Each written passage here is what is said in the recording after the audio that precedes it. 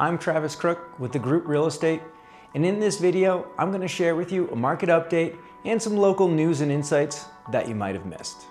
Today, I'm here at Shadow Run, Unit B302, which is a property I just listed, and I love it because it's been completely remodeled. It's got vaulted ceilings, and the best part about it is it's got a den with a Murphy, which acts as a secret fourth bedroom, adding a lot of value. So let's dig into those numbers for that market report. On a national level, Case-Schiller just published its most recent data. Appreciation has slowed in 2025 to about 1.27%. This signals that the relative market is overall balanced at the moment, and prices aren't being driven up or down due to supply and demand. Looking at residential real estate for Routt County, the median sales price in January dipped to $943,000 from $1.4 million in December of 2025. Now remember, this can seem like a significant change, but due to the relatively small size of our sample market, these swings are not uncommon. As we look at the 12-month rolling average, which is a better indicator of trends, we can see that the median sales price continues to increase at a steady rate. This chart also shows that the median sales price remained relatively steady between mid-2024 and mid-2025, at which point it continued to trend up again. As we look at sold listings, there were 26 in January, down from 63 in December, which is a massive 59% decrease month over month. Last January, 27 properties sold, which means there was only a 4% decrease between last January and this January. This also means that December was the anomaly and that this January was a little bit more in line with what we normally see for seasonal trends. There were 31 pending properties in January and 33 pending properties in December of 25, which is a 6% decrease. And then there were 47 pending properties in January of 25, which is a 32% decrease.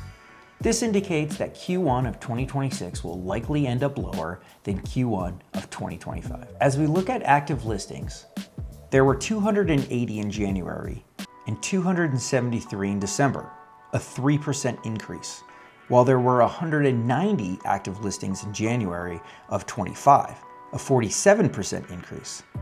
Thus, we're still seeing seasonal trends in inventory, but overall, it's increasing from the record lows we saw during the COVID pandemic. There were 57 new listings in January. There were also 57 new listings in December, so that metric remained flat month over month. It's a little down compared to January of 2025, which saw 64 new listings, or a decrease of 11%. Overall, when we look at months of supply, we can see that it's trending back to about 6 months, which is a balanced market. And I think that ties into that national trend we looked at earlier that saw very little appreciation. If we see the typical seasonal trend of increased inventory, I think we're going to find ourselves in a buyer's market. If that's the case this spring, as a buyer, make sure you're ready to start negotiating deals. If you're a seller, make sure your property is as desirable as possible. Looking at real estate for all of Routt County, there were $66.5 million of sales for January, up 29% year over year. Interestingly, there were 59 transactions in January, which is actually the same amount of transactions of January in 2025. So what am I seeing in the market right now? Well, SkiCor has made a few announcements lately that I think are going to impact real estate significantly moving forward. Last week, they announced that they're going to be buying Resort Group, which is a local property management company here in town. This week, they announced that they're going to be charging for parking. At first glance, these announcements seem unrelated. However, to me, this signifies that Steamboat is looking to get into the real estate business, specifically property management. With massive development projects at the base area, like the Amble, the Stockman, and Gravity House redevelopment, Steamboat wants a piece of all of this pie.